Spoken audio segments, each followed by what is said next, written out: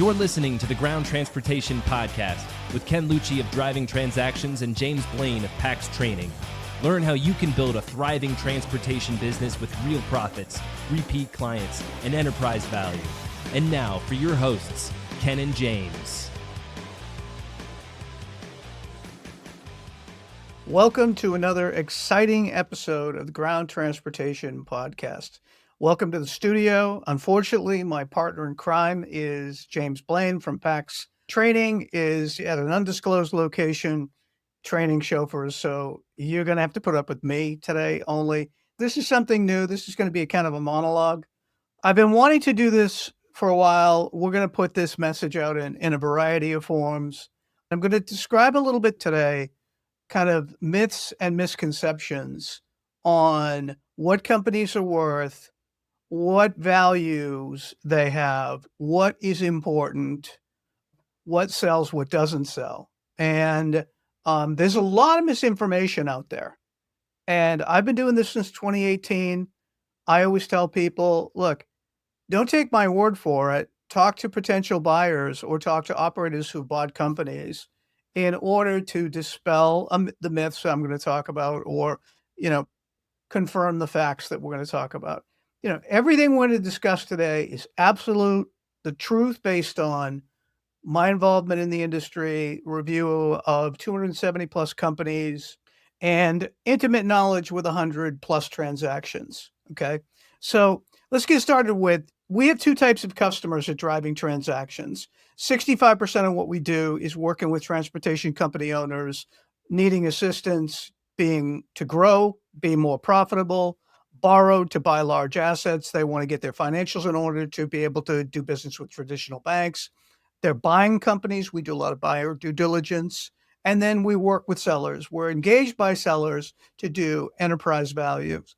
So for all our operating customers, we basically do the same thing, which is a comprehensive financial review and revenue KPI analysis. It's a fancy way of basically saying we determine the financial health of the business. So having done this since 2018, 270 plus companies from the chauffeur space to the motor coach space, we have the most expert insight into the industry and the market for buying and selling financial and operational metrics of all these companies. So, what is financial analysis? And can my CPA do this? Very unlikely. Can my internal bookkeeper do this? Yeah, we can train her to do it. But here's the basic difference. There's two types of accounting. One is tax financial accounting, and it's used to determine a profit and loss and what you owe in taxes. Financial analysis, or what's called management accounting, is used to determine the complete financial health of the business by examining industry-specific financial metrics and key performance indicators. For example, what's the average gross profit margin on an airport transfer? By the way, it's 30 to 35%. But you have to know what all your cost of goods drivers are to know that. And there's about 25 financial metrics we pull from financial statements, and we can tell people whether they're healthy or unhealthy. Another example is, how much should I be paying for driver labor? 25 to 27%. We've seen it as high as 31% in New Jersey. We've seen it out in California as high as, 37%. So we have all those metrics. And less than 5% of the companies in this industry do what we'll call ongoing financial analysis or management accounting. 95% of them do financial profit and loss statements and balance sheets just to determine tax. And quite frankly, it's the reason why they don't have a handle on the financial health of their business. If you ask me what my biggest frustration is on my job, it's when a seller comes to me under a total delusion on what his business is worth. Total delusion. And part of this today is going to be to correct those myths and misconceptions. Now, it's not going to be quite like Mussolini from the balcony, but it might get close. It's because I'm very passionate about this.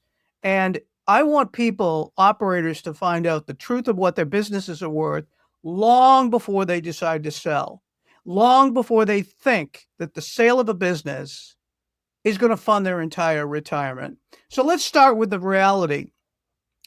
This is a true statement. Every company is a business, but not all businesses are companies. So there are two types of businesses that I look at. One is operators are operating a lifestyle business, and the owner is doing much of the work 7 days a week. It lacks the 3 Ps, processes, policies, and procedures.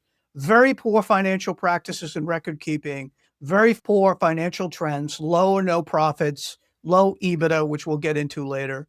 And basically, a lifestyle business is an extension of the owner and is totally dependent upon them. They're not able to pay themselves a high W-2 income. And the business could suffer, or usually suffers, if they suffer, and it ends when they end. Okay, so it can't run without the owner. A sellable company, a real company, focuses on growth and profitability as two equally important objectives, two sides of an incredibly important coin. Because frankly, not all revenue growth is good growth. It's not all good for business. A company has a formal structure and systems. It has written policies and procedures. It has executable plans to grow annually, and it creates enterprise value through superior financial performance. What do I mean by that? The ability to show consistent net profits from the operation and healthy EBITDA. And it keeps accurate financial statements, timely reporting, and it manages its debt well. So here's the reality of selling businesses. And this is not me. This is the Small Business Administration. So I defy anybody to prove it wrong. 75% of businesses in the United States report less than $1 million in annual sales. We're a small business country, but only 20% of those businesses under $1 million will ever sell to a second owner.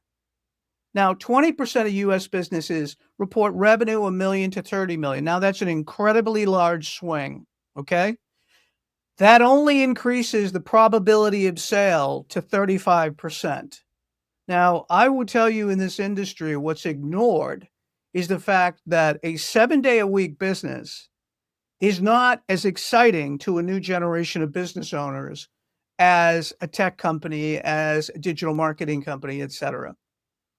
Now, having said that, if you are operating a true company with all the things I talked about, you have a pretty darn good chance of selling your business. If it's above $1 million, very good chance.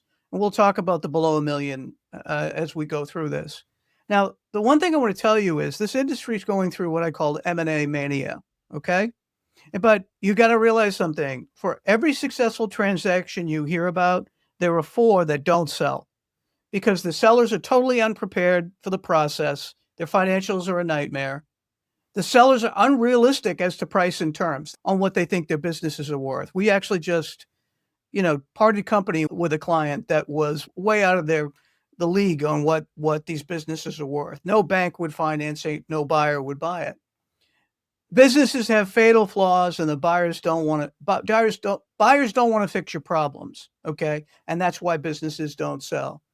There's a high revenue concentration with a few large clients, like affiliate work in our industry, and the financials are inaccurate, or there's poor performance. So those are the reasons why, for every one successful transaction you hear about, 4 of them never sell. Never sell. Okay, that was like Mussolini there for a minute.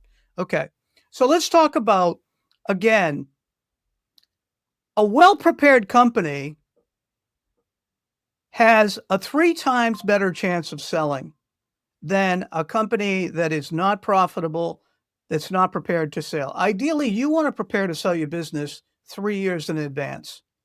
For the people that are selling their businesses because they're approached by a buyer, I can tell you the businesses are never, ever, ever ready to show if somebody comes knocking on your door. It's like inviting somebody into a dirty house.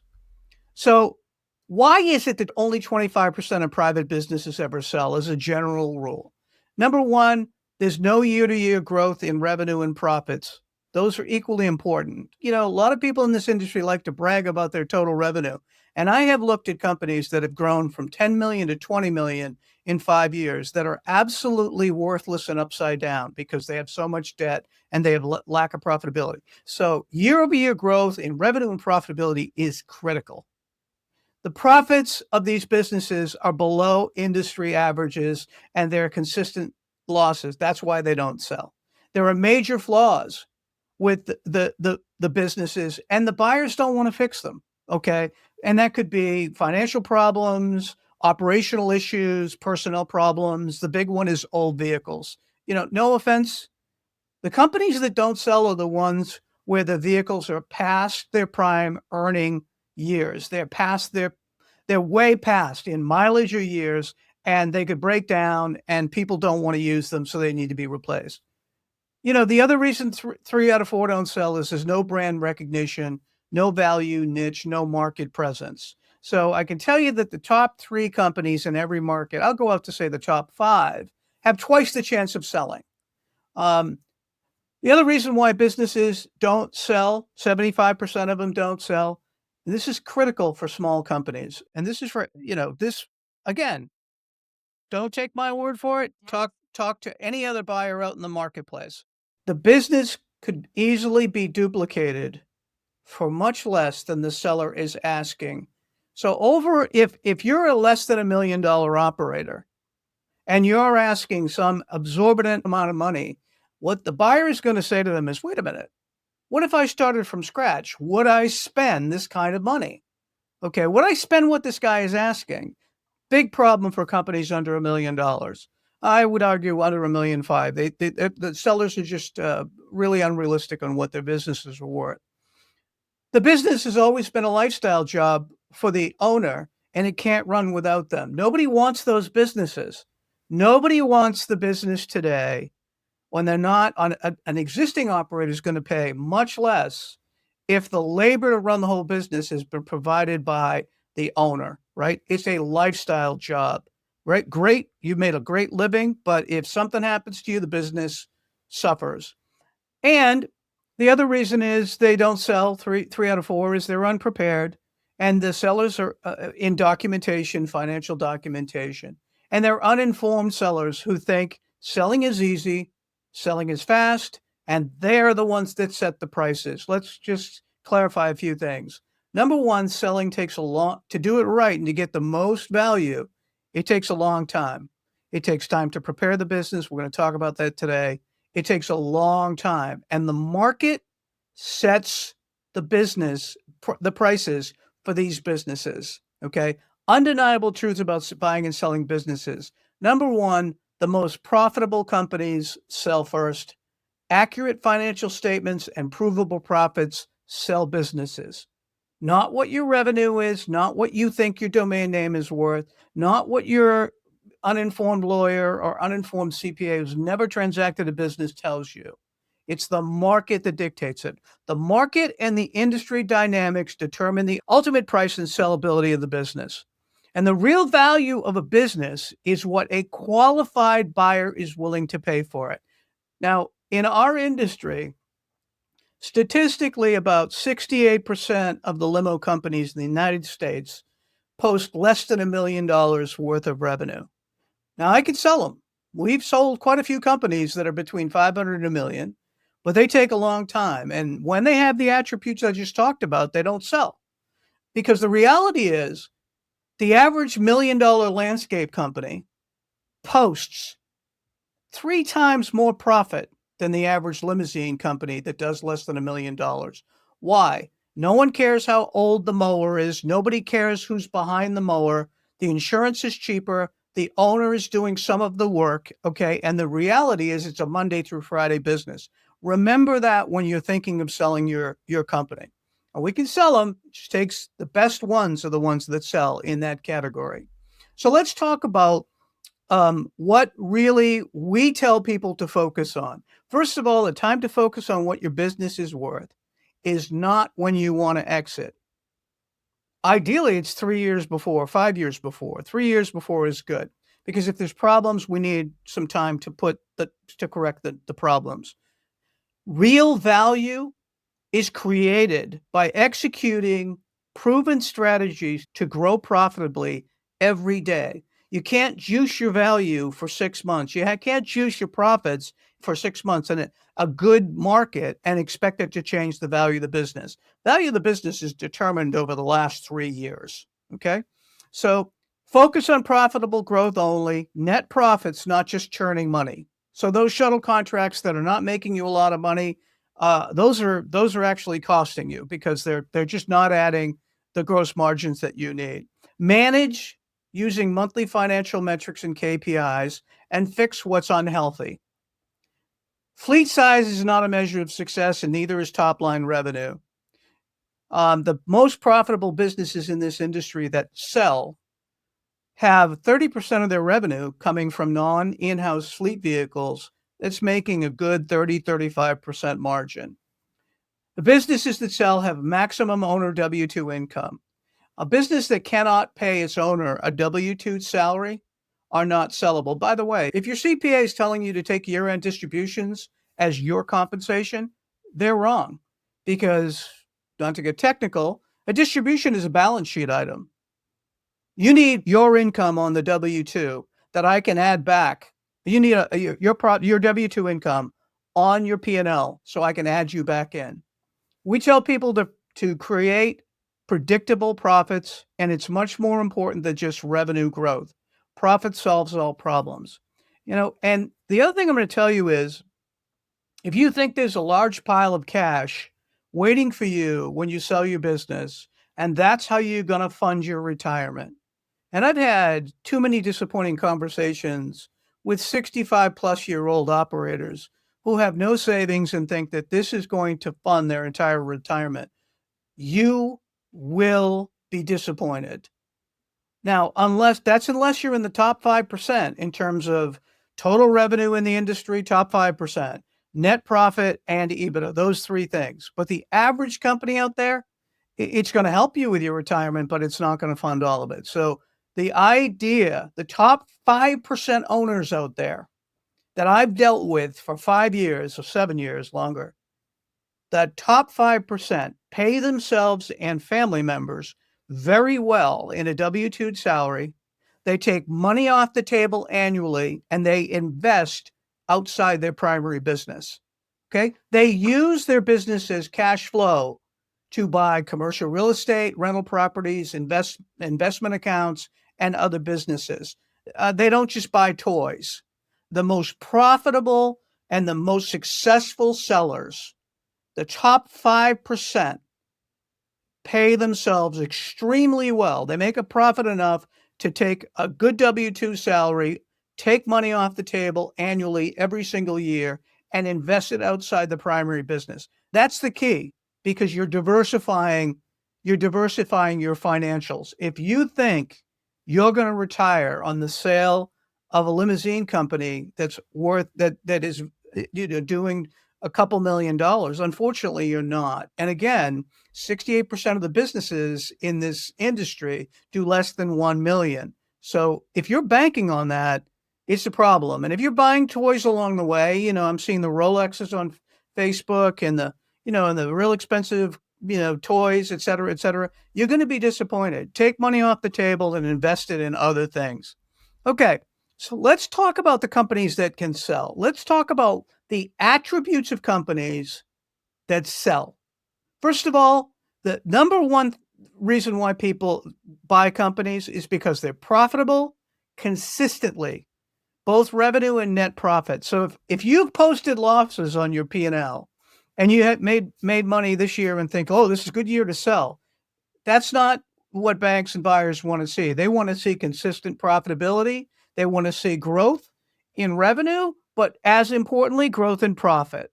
Okay. The only way you can do that is to manage by a strategic business plan and a monthly financial plan that includes a budget and a revenue forecast. Okay. That's the number one way you can make sure that you can grow consistently and profit consistently, is to have a budget. How was last year? Because that's the best predictor, right? And how are we going to get our business? How are we going to get the revenue this year? So created an annual financial plan and a profit roadmap. Ideally, you want to be 10% increase in annual revenue if you can do it. You want to post a greater than 10% net profit from the operation, and you want to have a greater than 15% EBITDA, which we'll talk about. The other reason to do an annual plan is to rally your team around the plan and your annual goals. Work on your business, not just in it. This is what they mean when they say that. Working on your business is examining the financial health, really mapping out your growth instead of just, going with the wind. Bankers and buyers like businesses that are profitable, their revenue is growing, and they hit their goals. And the most important reason to do this and have a strategic business plan and a financial plan is you really can't achieve or improve upon what you do not measure. Okay, so we do this with our clients starting in October. The last ones we will do an annual budget and financial plan for the next year would be February 15th. People like to start early, some like to start late. By the way, you could do this on your own. There's like a ton of business plan softwares out there. Okay.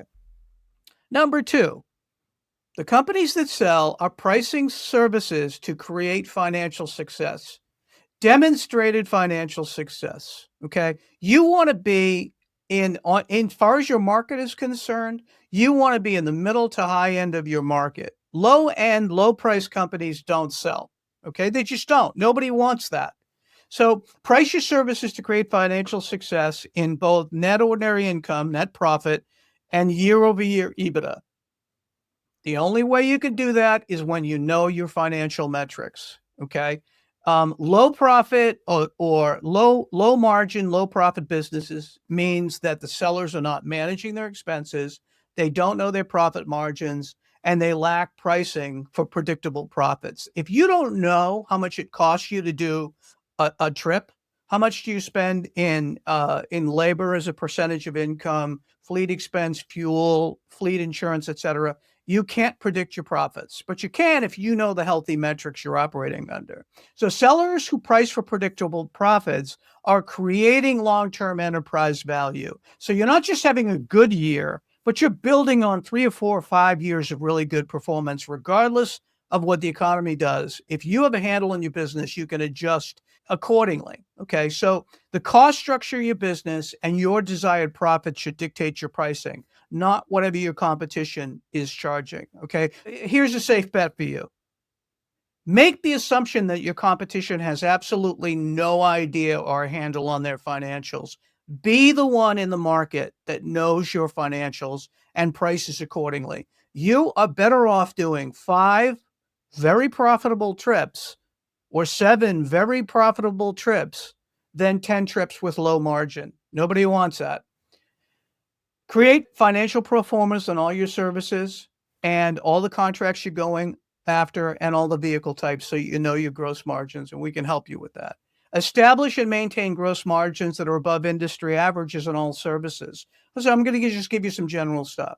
The airport transfers you're making, people we work with that are doing well are making about 35% gross margin on airport transfers, 40% on sedan and SUV charters, but 35% on sedan and SUVs to the airport. Vans and minis, you should be making 40% margin. I like to see 45% on charters. Motor coach, you should be making 40%. And again, this is charter work with a good quality motor coach. So being above the market in terms of price increases the value of the business, and it also increases your chance of selling.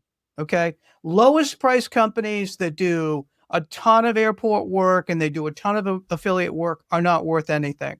Don't take my word for it. Talk to any buyer who's an operator. So every problem in business can be traced back to lack of profitability. So I don't know why there's such an aversion to making a good profit, but if any decision you want to make in business, it's only enhanced when you make more profit. You can do it. I want to hire a new salesperson. Great. You have the cash to do it. I want to buy another SUV because we're doing so much work. Great. You have the cash to do it. Okay. Number 3, if you want a sellable business, address the known operational or organizational flaws now. A sellable company has written prices, procedures, and policies for every single person in every function. So update your job descriptions or write them. Update your ops manual or write it so that there is a process and a checklist for everything. And if you're just starting out, nothing wrong with writing things down so that the next person that comes in that does the work that you're doing now knows how to do it. Update your sales processes, update your terms and conditions, and a pricing manual. A seller just sent me a pricing manual that said 2019 on it. And I said to him, I sent it back. I said, I'm not showing this to a seller. They're going to know that you haven't raised your prices, and this is why you're not profitable. Avoid the key person syndrome, and that includes you. Always have the ability to have a bench ready to train. I'm never going to forget that when my dad passed away, I was a limo operator. When he passed away, I had some really good people take care of my company for 10 days. I was gone for 10 days. And if you don't have a bench ready and they don't know how to run the business without you, then again, you're running a lifestyle company. Manage your fleet assets so that you have 50% equity in your fleet. So, buying it zero down is not a good idea. You should have a good deposit when you buy a new vehicle. So 50% fleet should be paid off. And then you should also have 35% remaining useful life of the vehicle, right? So this is the way we look at it. Look at the industry norms. Everybody gets rid of their sedans and SUVs, depending upon the market, between, 3, 4, 5 years. Okay. If you're running 7-year-old vehicles, your company is not going to sell. Excuse me, 7-year-old sedans and SUVs. If you're running minibuses that are 15 years old and motor coaches that are 15 years old, no buyer wants to buy a business and then invest in lots of equipment, right? So that's why we say you should have a good 35% remaining useful life of vehicles. If I had to look at the number, if you have 36 months left in your big stuff, you're doing okay. But if you're still running minibuses that are 2012s or 2010s, you have a problem. We have a customer that is running 1998 motor coaches, and the buyers looked at it and said, "You got to be kidding me! I have to spend $1.5 million because I'm not going to put this equipment out. It keeps breaking down." Use technology to reduce labor, reduce risk, and improve efficiency, and improve every aspect of your business, including the client experience. So this is really all about fixing the known problems of your business. Now, the number one flaw we see is the organization is too dependent on the owner. If your business cannot exist without you making all of the decisions and you're performing multiple major tasks every day, chances are your business is not sellable for a decent value. Likely, it's going to be what I call the earnout, right? The earnout with no number at the end, because you are the one. That's a lifestyle business. So, what you've created is a great job for yourself and a lifestyle, but it's not a company that can survive on its own without disruption or revenue degradation. So the fourth way that you want to make sure your company is sellable is to build a company that the buyer would spend more creating, right? So if a buyer looks at you and they can make a credible case that they can spend the same money or less money over a defined period, then why would they buy your business? This is incredibly true with businesses under $1 million in revenue. So if a buyer can recreate your results over 2, 3, 4 years, they could duplicate the revenue, duplicate the profits, duplicate the market share, and duplicate the customers, then why would they buy your business? This is reality. So how do you do that? You got to get on Google page 1 above the fold. You have to be on Google My Business app and Maps, Google My Business Maps in the top 5 places. You've got to be on the new Main Street is Google page 1. 80% of new customers search for providers on their phone or on their desktop during the day. So the number 5 thing that you can do as far as making a company more sellable is build a superior brand recognition and build a value niche in your business. So here's what I mean by that. When your ideal customer in your market thinks about limousine service, airport service, minibus service, motor coach service, is your brand name on the tip of their tongue. That's having brand recognition. By the way, you're not building brand recognition with PPC. You're building brand recognition holistically by being SEO'd on page one without the ad and being known out in your community. So how do you do that? You design a brand persona. What does your brand stand for? And it better not be low price. You consistently promote your brand out in your marketplace and continually foster real market presence. Consistently ask for and receive 5-star reviews on the service you're providing. Now, I always do this. I always embarrass my friend Doug Schwartz. Um, Doug Schwartz runs Executive Limousine out in Long Island, and he's a medium-sized operator. And I had the bad fortune of trying to sell an operator that was quadruple his size, and they had reviews of 2.3 stars, and Douglas has 1,896 5-star reviews. Now, that stuff matters to buyers, and it matters to customers. And he's got one of the best reputations on Long Island because he's cultivated 5-star reviews. Okay. So how do you create a permanent brand presence? Because making your brand known and not a cult of personality, not everything comes through your cell phone. That's a cult of personality, too reliant on the owner. You have to create permanent presence on Google, not just PPC ads. You have to have real search engine optimization, Google page one, real online presence. Companies that are in the top 3 to 5 in their market always have a higher value and they have a much better chance of selling. So the other piece of the puzzle here is your market may not be geographic. It actually could be the 25 wealthiest zip codes in your area. It could be best known in an industry. I have more lawyer clients and professional service clients than anybody. That's a good example of one. It may be that you do business with a lot of entertainment, media, et cetera, et cetera. So it can be a client type, or it can be a segment of your area, the 25 wealthiest zip codes. The key is you have brand recognition somewhere.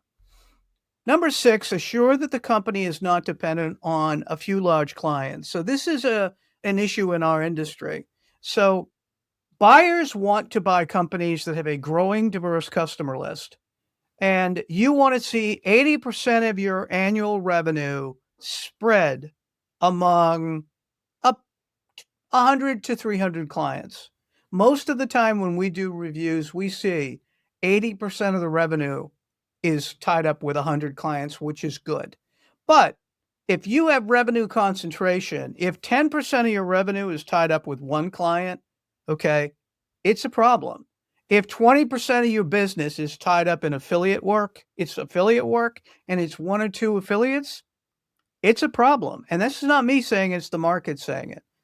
Famous case I had with a client in Los Angeles, 50% of his revenue was tied up in 2 or 3 networks that pretty much any decent buyer was going to say, holy crap, if I lose that account, this business has gone way down in value.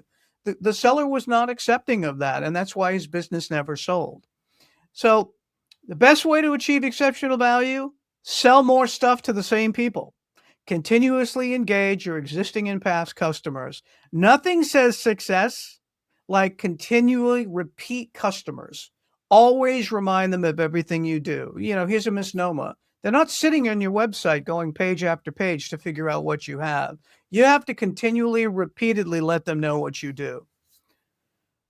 Another way to do this is to create an online sales engine where your website is actually an e-commerce website. Get on Google page one and make sure people can get quotes, make sure people can order services. There's some great software out there in CRMs to be able to do it, chatbots, et cetera, et cetera. Review your aggregator and affiliate revenue. And here's a simple thing I tell people. If you lost your biggest aggregator, like in our business, it might be Limo Link or Savoya, and you lost one of the big networks, if you did a lot of affiliate work, for any of the bigs, Empire, Boston Coach, RMA, Carey, et cetera. If you lost that work, how long would it take you to make it up? Okay, if you don't have a good answer, and that answer is not 60, 90 to 120 days, you got an issue. It'll affect the value of the business. Manage your repeat client use trends and market to them. Now, we have an internal sales tool that we use for our clients.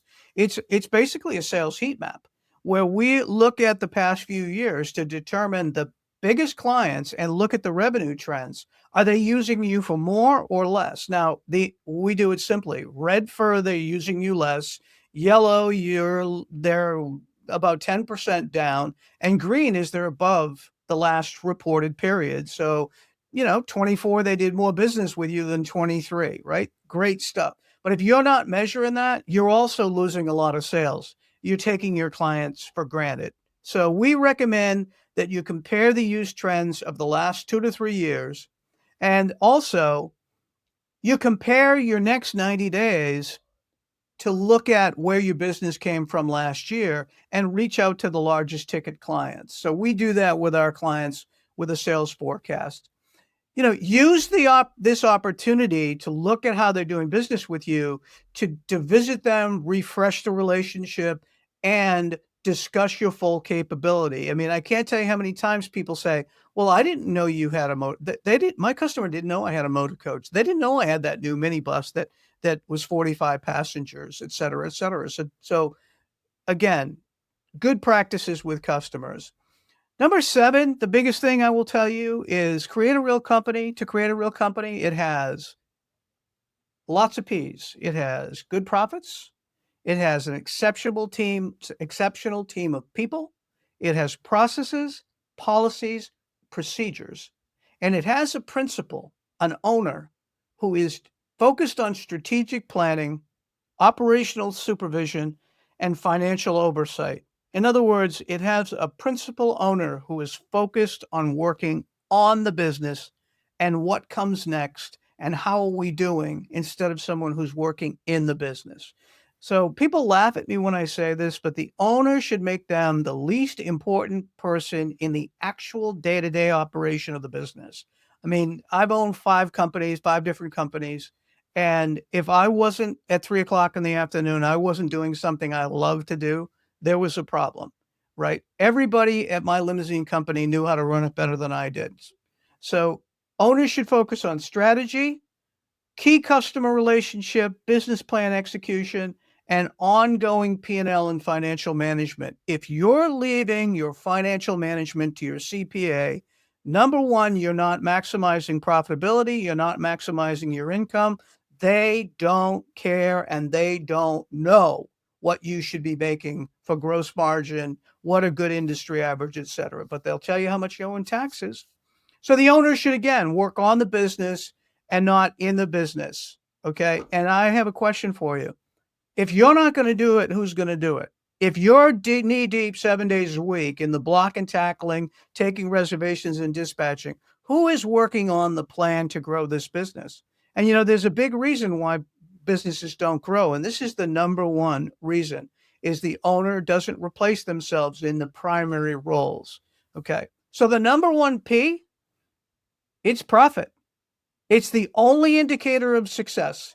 Financial performance trends are measured over 2 to 3 years when it comes to the value of a business.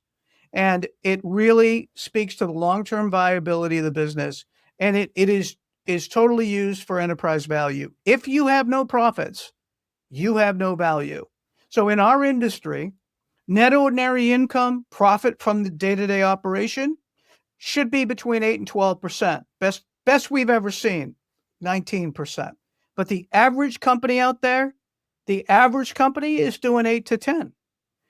The average EBITDA for a well-performing, financially healthy company is 15 to 17%. Now, we've worked with people and we've helped them to get EBITDA and net profit up to over 20% on the EBITDA, mid-teens on the NOI, net ordinary income. But it takes time. So, by the way, NOI, net ordinary income, is the profit from the day-to-day business. It's not the sale of vehicles. It's not a one-time expense, right? It is how much money did you make from doing what the business does every single day, the transactions of the business. So those are the numbers that you should shoot for. And if you're not showing a profit of 8 to 10 to 12%, and your EBITDA is not at 15 to 17%, chances are you don't have value to sell. And again, you want to see, a buyer wants to see, and a bank wants to see 2, 3, 4-year trends of solid numbers, okay? Or the business is not sellable. So the owners of private businesses, I have to tell you, I admire them. I was raised by people that own businesses, and my parents worked in their businesses for 50 years. You have really three options when it comes to the disposition of your business. Number one, yes, you have a plan to sell it. And the ideal exit plan should start 3 to 5 years prior to execution because there's always things to fix and improve. The second thing you could do is what's called an orderly liquidation. Now, while this might sound dramatic, it happens with the majority of private businesses that are under $3 million in sales. Okay. It can be the most straightforward approach. And it definitely, if you don't have the time to do a formal exit plan, it's probably what's going to happen. You're just going to sell off the fleet and maybe give somebody the customer list. Your third option is to keep the business, simplify it, improve profit, and gradually have an owner exit or succession plan, or at least the ability for the owner from taking the most onerous parts of what they do and have the business run on its own so that they can come and go as they please. So how do you do that? You look at every process in the business and you simplify it and you engineer yourself out of it. Period. End of story. Okay. You have to have somebody that can do everything you do, except, you don't want them in the checkbook, but you don't want them in the financials necessarily. But every day-to-day operation, a process rather, you need to engineer yourself out of it. The second way to do it is to create several options for a succession plan. If something happens to you unexpectedly, now we just had a client that suffered an automobile accident, and he had a traumatic brain injury, and he was out of his business for 7 to 9 months, and his poor wife had to run it. And the business is a classic lifestyle business, and the business has gone down because of it. So have a plan. Whether it's a part-time driver that you can teach to do reservations and dispatch, whether it's an other operator who can help you. But the bottom line is to turn your business into a sellable company. It cannot depend on you to do the day-to-day block and tackle. Oh, there is a fourth thing that you can do. Besides sell, orderly liquidation, or keep the business and try to engineer yourself out of it, is to do nothing. Don't do anything. Don't listen to anything I say. Don't listen to anything that anybody who has expertise in business transition exit strategies. That's the worst of all, because we are all mortal and we are all one sickness, death, or divorce away, God forbid, from our business suffering. So if you ever want to sell your business, my message is simple. Create an exit strategy with several options multiple years before you want to do it. Ideally, 3 years, because we need some track record to fix problems if we are having profitability issues. So let's wrap up here. So let's talk about, again, real companies that sell. Number one, they have profits. Number two, they have people. They have a team of people that can run it, and you're a part of it, but you're not all of it. It has written processes, policies, procedures, and it has demonstrated success over several years that can only come when the principle of the business is focused on strategic planning, supervising, my dad used to say, inspect what you expect, and the financial oversight of the business. That's the most important thing that make businesses sellable is those P's. The number one P is profitability. If your goal is to show a loss every single year and your goal is to hide money, the business is not sellable. It's not bankable. Banks that look at it for a buyer will understand it, because understand something. In order for your business to be financeable at the time of sale, your financials are as important, if not more important, than the buyer's, because the buyer can put up stuff, the buyer can do certain things. But if the asset he's trying to buy does not have demonstrated profitability, the bank's going to say no. All right, we're going to finish up with something today, because there is a misnomer out there about how long it takes to sell a business. Okay, I'm going to give you the steps. There are 12. Step 1 is to do a financial and profit review and KPI analysis on the business to see where you are now on the financial health and performance of the business. Number 2, it's establishing that current value range, kind of a from and to, that you as a seller agree with. By the way, if you don't agree with the range, we wouldn't put the company up for sale. There's a reason why 20% of generic business brokers, their success rate is 20%. Okay, because they don't know the industry, they don't know the value range, and they overprice things. But you've got to be realistic. So that's step 2, is to do a value range on everything. Step 3 is prepare the business for sale. Sometimes that takes time, fixing the financial flaws, fixing the operational flaws. And if the flaws are big, it could take 18 months to 2 years. Step 4, assembling the data, creating a data room, and to creating an e-file so that when people ask for information, we have it. Step 5 is our confidentially marketing the business for sale. Basically, that involves telling buyers that we know about that, we have a company coming up for sale in New York, or we have a company for sale, near the Philadelphia market, for example. Then we qualify the buyers. We make sure that we do a financial due diligence on the buyer. We execute non-disclosure agreements, and we make sure they understand this is completely confidential. By the way, sellers should keep it confidential as well. We have dropped clients because they tell the world that their business is for sale. It makes the drivers look at going other places. It upsets their employees. It's the worst thing in the world that you can do. It's a confidential process until a certain point. Step 8, ideally, is we review multiple offers and we create counter offers once we find 2 or 3 qualified buyers. Step 9 is you execute a letter of intent with the final person. Step 9 is execute an LOI. Step 10 is draft transaction agreements. By the way, we do that so that your lawyer doesn't have to write contracts from word one. Step 11 is you close the transaction. You have a closing, you sell the business. And step 12 is you help with the post-closing transition. Sometimes that's a short amount of time. Others times the buyers want you to stay on for a period of time. But fundamentally, the best case scenario, this is a 6-month process. If the business is profitable and it's in a good market and it's got good revenue growth and it's of a specific size. The worst case scenario is it could take a couple of years. And again, if it's a desirable company. Finally, besides us, an M&A advisor, who do you need on your team? Well, first and foremost, you need an M&A advisor who's certified to do valuations in your industry, okay? Well in advance of the contemplated sales.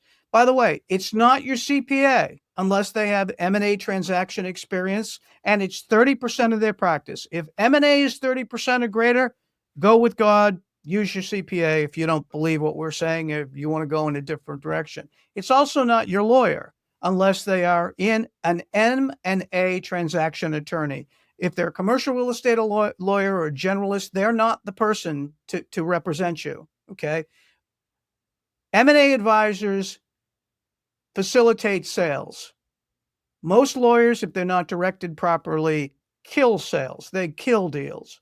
So you don't want to, in my estimation, a generalist business broker, just look at the numbers. They sell 1 out of 5 of what they have. That's a universal industry stat. That's not my stat. You're certified and experienced tax planner. I cannot emphasize this enough. 95% of the CPAs out there are not certified tax planners, and they have no asset sale tax planning experience. Okay, that's a separate certification. You need a tax planner who keeps up with all of the changes in tax. Investigate all of your options on seller proceeds distribution so that you limit your taxes. Write them into the purchase agreements. There are many ways that you can take capital. By the way, popular to do a 1031 exchange. A good tax planner will tell you you can take the proceeds of your business and do certain things with it. You need an M&A transaction attorney, not your commercial real estate lawyer or generalist counsel. They don't know what to look for in agreements, and they're going to make mistakes. I've seen it too often. Your current CPA's role is to make sure all the financial statements and tax returns are accurate and they're available. And have any information needed during a due diligence period at the ready and accurate. And they typically don't have a role in transaction negotiations or tax planning, again, unless they're certified. And again, unless 50% of their practice is tax planning, you need a separate tax planner. Okay. If not, you're going to pay more than you expect. Finally, let's talk about the types of transactions that are out there in the chauffeur transportation space. There's basically three types. Transaction type one is when somebody comes in and buys the business and they pick and choose the fleet, and that's done separately. There's, in most cases of the sale of private businesses, there are seller financing options. The best companies will sell the fastest if the seller is willing to take back a promissory note. The second type of transaction that's out there is what's called an all-in transaction. And that's a transaction where the buyer is buying all of the business and all of the fleet. And in those cases, sometimes the buyer wants the seller to stay on for a period of time. And again, there's some seller financing on those transactions, and there's always some sort of a contingency if something changes in the business where seller proceeds, will be adjusted. The third type is, again, all-in business and fleet transactions that are SBA financed. And normally, SBA financed is not going to get you the top value because the SBA wants to cover their bets. The SBA wants to have plenty of asset coverage. Usually it's 80% cash at closing and 20% delayed payment to the owner. Usually it's 4 to 5 years out. And in those cases, the owner would stay on for 30 to 90 days. So those are generally what happens. I can tell you every transaction is different because every company is different. The emphasis I will make is it takes much longer than you think it's going to take. The other piece I will tell you about mergers and acquisitions is, besides the statistic of for every one that closes, there are 4 that don't, the most important information about merger and acquisition transactions in any industry is below the surface. It is literally, you would never see it as a buyer or a seller. It's what bankers know, what investment banks talk about, what we talk about with private equity firms, what we talk about with potential buyers. So that is why people usually hire someone whose full-time occupation is doing valuations and mergers and acquisitions. So I hope I gave you some information, straight talk about what your business is worth and what the process is like. I can tell you, if you ever plan to exit, there is no such thing as starting too early. Conversely, if a buyer knocks on your door today, I can almost guarantee you with certainty, number one, your business is not ready to sell. And number two, you will not be paid the highest value because you're not ready. Your business definitely needs conditioning. It needs fixing. It needs adjustments. It needs improvements in the financials. So, again, thank you for joining today. I hope I didn't bore you too much. And we'll be back next week with James Blaine, and hopefully we'll have another guest to talk to. Thanks, and have a great day. Thank you for listening to the Ground Transportation Podcast. If you enjoyed this episode, please remember to subscribe to the show on Apple, Spotify, YouTube, or wherever you get your podcasts. For more information about PAX Training and to contact James, go to paxtraining.com. And for more information about driving transactions and to contact Ken, go to drivingtransactions.com. We'll see you next time on the Ground Transportation Podcast.